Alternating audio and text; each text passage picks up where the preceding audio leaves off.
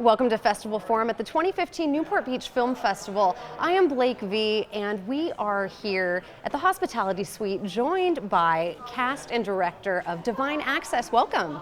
Hi, thank you. Hello, very nice to have you guys here.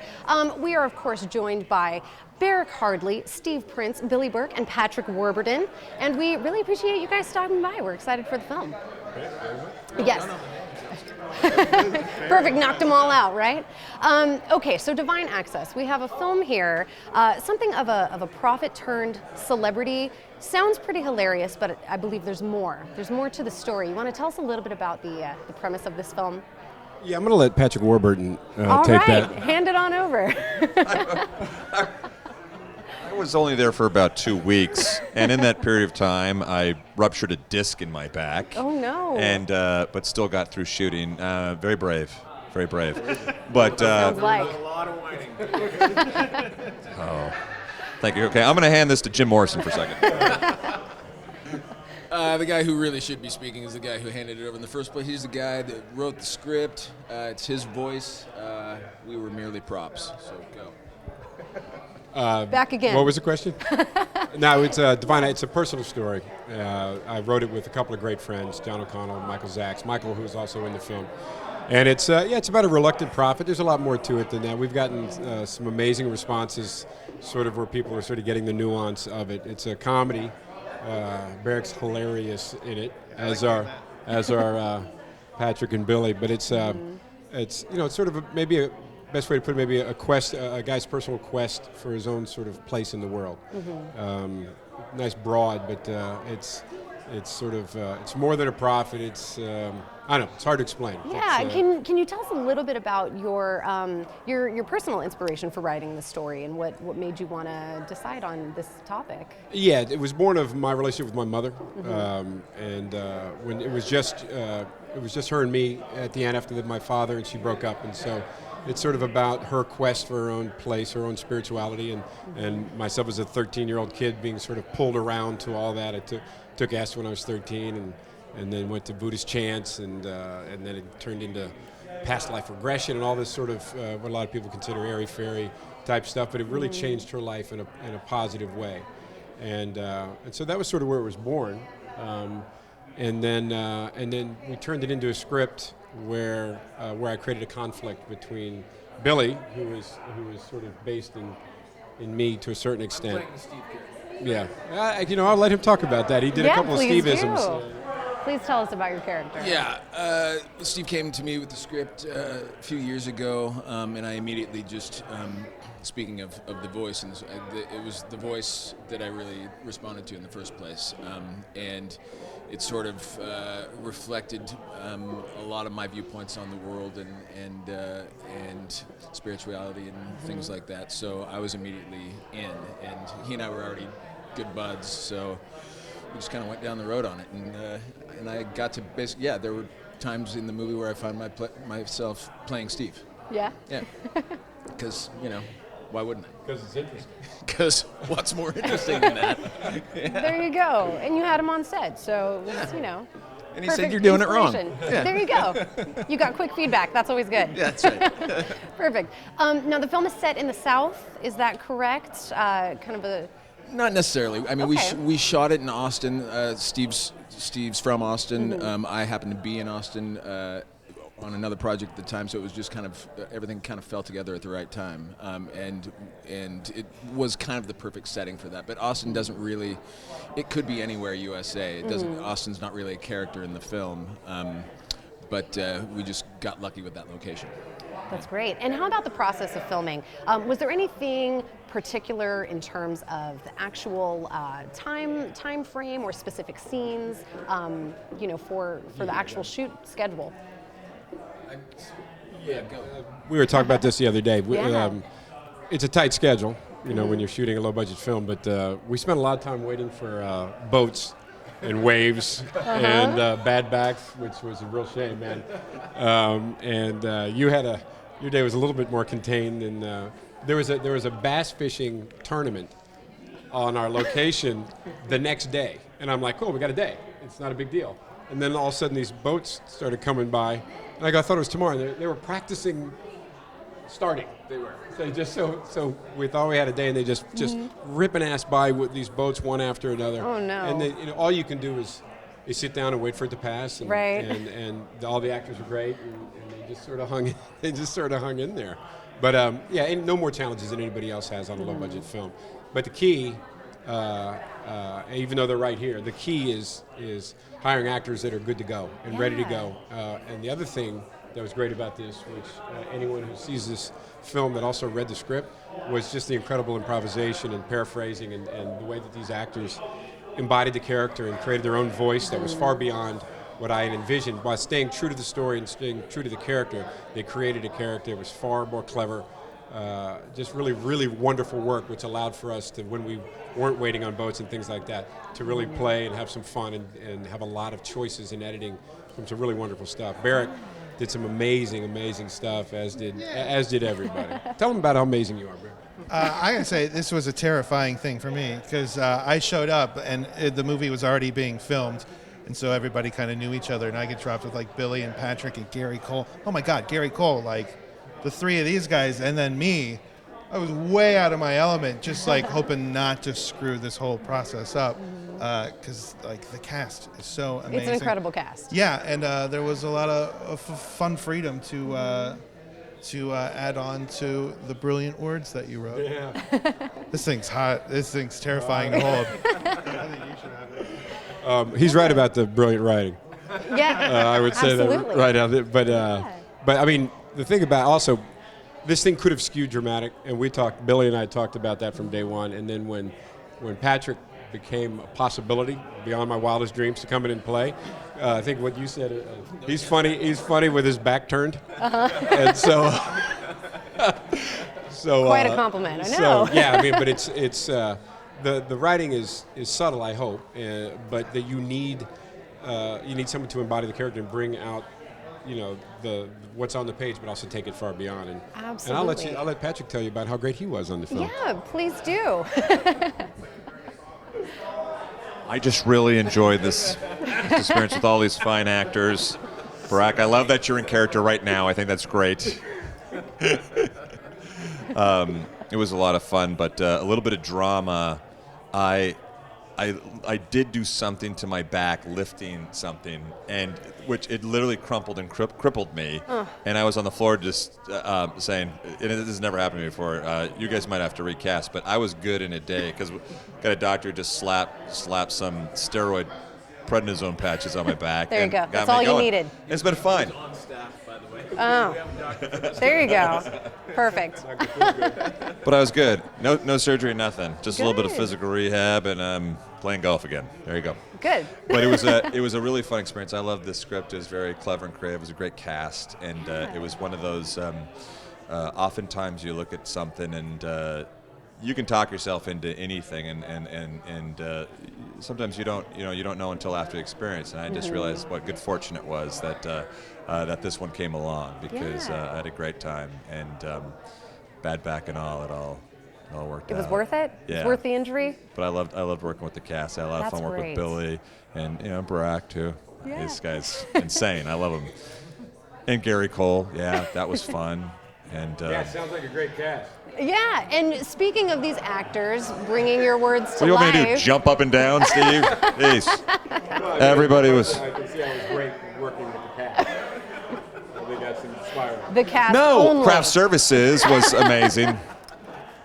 And I had one of the most dynamic hair and makeup people I've ever had. She was Always good. amazing. The glue. You had to isolate the glue. Everybody from the assistant director down. No, I'm sorry, I haven't seen you before. Were you in the film? Steve wrote and directed a fine piece. It was.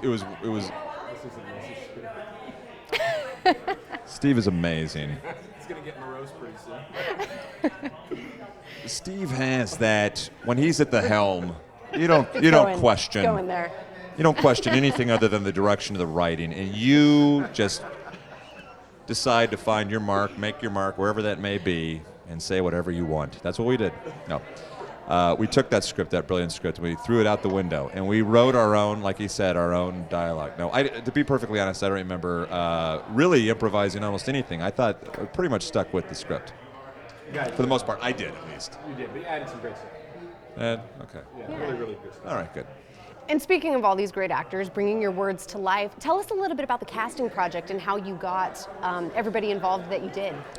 Well, Billy was first as a buddy and really sort of created the momentum because I wrote this thing with my partners about 15 years ago and put it aside, couldn't get it done for a lot of reasons. And then and then at some point I just decided, I gave it to Billy 5 or 6 years ago, and at that point didn't know what he was going to play. He just said, I'm in. And then as I thought about it, I go, this is something I want to direct. I want to have some control over it. And then offered Billy the part as the lead, and that got it started. And then Michelle Lewitt, a great casting agent out of LA, started giving us great names. I sort of wanted my hit list was sort of created from just all of my partners at Traveling Picture Show Company and G-Men Media. We just got together and started putting a wish list together. And then they responded to the material. And then Best Epco in Austin, the local actors, the local background actors, all the local crew, all the guys that I grew up with after I left, they're all still there making great movies. So the local acting was wonderful, man. And We got really lucky with the cast. That's great. Yeah, and then if you look at every scene, the background is engaged and paying attention. So the background artists every one of them was as important as anyone that was saying lines, and that's the truth. And then Barrett was just one of those things. We had this really funny part, and I hadn't seen any of Barrett's work until after they showed me his photo. I go, I know that dude. And Michelle Lewitt is like, this is the guy. And so it was like, all right, we're going to upgrade. I thought we'd go local with that, and then we got to hit a home run with Barrett, brought him in, and he killed it. Perfect. So it was just really fortunate. And we have a mutual friend, Amy, that brought your name up, and so just the whole cast, man, just surpassed what my wildest dreams could have been, to be honest with you. I know, it's fantastic. Sounds like everything came together perfectly. It came together, and then they all played great together. And Joel Moore's not here, and Sarah Shahi's not here, and Dora Madison, and Adrienne Barbeau plays my mother, basically, especially if you ask my mother. Everyone came together, and everybody was so prepared, and everyone had their own ideas. And you guys could speak to it better than I. Didn't really have much to do other than sort of encourage and keep us on target. And everyone had unique ideas that took it beyond what was on the page, which was wonderful. Yeah, that's always helpful. Yeah. That's great. And with this sort of indie film, tell us your take on producing and kind of putting forth a smaller project versus any sort of bigger projects that you may have been involved in before. Well, I think the benefit of a smaller project is that you have a little bit more freedom to tell a story that may not resonate to a wide audience. Now, I think this film will resonate with a wide audience. And certainly, I believe that people are going to care about this movie. But the smaller films are ones you can use, in my estimation, you write about something you care about, you write about what you know, and you put it out there with all the barbs, with everything, and you just let the world see it. And, because the goal is still to pay back your investors. That's exactly what it's about. But in so doing, you get the widest possible exposure of the film. So it sort of serves to the same end. But I love the smaller films because it just allows you to tell a story exactly the way you want to, to a certain extent, but for the most part. This is what we call it, faith adjacent. And it's there's a lot of spiritual elements to it, but at the same time, it's an R-rated film, man. It's a grown-up film. I've shown it to people from a handful of different religions. I've shown it to people in Sarasota that were skewed a little bit older. We've shown it in Houston and in Dallas. And everybody has found, not certainly, but most of the people have found a reason, something about it that resonated with them. And that's cool. Yeah. It's a story that I'm happy with. And so it's nice that it's affecting people in some sort of way. Absolutely. And kind of in your opinion, and really everyone's opinion, in terms of getting the widest reach for a smaller film like this, what are your feelings on film festivals and social media and just various methods of outreach, just to kind of bring awareness to your film? What do you got? We're doing all of that. Yeah. We got some lovely, anything that comes in, we've gotten very nice reviews from some very nice critics and some magazines around it. We just put it out there. Because right now we're trying to create a story around this film so that people we'll go see it. And so the Definitely. festivals and the social media and all that will drive an audience and create an awareness that will allow us to take it out beyond, hopefully beyond a festival run. I know you guys have a lot of followers. Followers? Followers. Who are those people? Like fans and stuff? Don't you guys tweet and stuff, right? I have about 2,200 Twitter followers who might attest to that. I've got about 75 MySpace friends who might agree with you. Absolutely. I don't even know what's going on right now. I predict big things for this guy, though, right here. Barrick. me? Yeah, dude. You are an uncut diamond. And if someone decides to cut you, How dare that they? would be bad. I don't ever want to see you as a cut diamond. I like you in your uncut shape. No. He's a very, very talented, very unique, funny, talented man. That's all I'm saying right now. That's my prediction, right? Fantastic. This just turned a corner, didn't it? I have a question for you, Billy. Did you have a chance to bring any of your music to the film or to the set? I did not. However, I was in on a lot of the processes of this film that I'd never been involved in before, and Excellent. music is one of them. But I was in the editing room a lot, and I was involved in a lot of the when we sat around and listened to tons and tons of music. You saved the film. You saved yourself. You saved the film and you saved it. That's right. Well, That's a quote. I saved it. Saved it. I not only said it once, I said it a few times. That's 'cause I Must have really meant it. He's like, thank you. Bang, saved it. But yeah, this is my first time being involved in a movie on that level. I mean, I produced a short before a long time ago, but that was absolutely worthless. So this is this I had obviously a lot invested in. So the original question was music, but I turned it on you. See what happened there? That's right. That's good. What else we got? Perfect. Well, I think actually now is a great time to take a look at some of the clips from the film. Hello, I'm Guy Roy Davis. Yes, you are.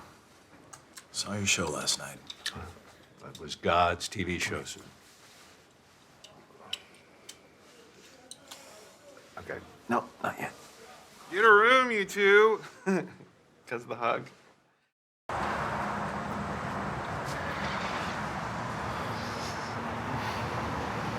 She's a business major at a junior college. I could tell she had brains. You think I'll go to hell for this? No. Maybe purgatory. Yeah, what's the difference? In purgatory, the flames are just as hot, but you don't end up going there forever like you do in hell. So you'll spend a little time there. Yeah, I can live with that. What do you see there? A glass? Wrong. It's a mug. See, we're both looking at the same thing. From your vantage point, it was a glass. From mine, it's a mug. The object is constant, perspective is different. Now, the only difference between religion and that mug is I'm not willing to kill you to prove it's a mug.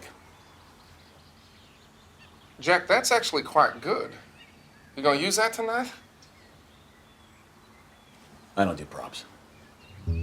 All right, here's where you get out, Reverend Davis. One day I will be looking down from among the heavenly host to see both you and Jack Harriman burning in the flames of eternal damnation, and I will throw another log on the fire with pleasure. That is just terrible. And not very Christian. And I'm gonna pray for you. Get the hell out of my car. That looks like the greatest movie I've ever seen. Fantastic. Absolutely. I might have been in that.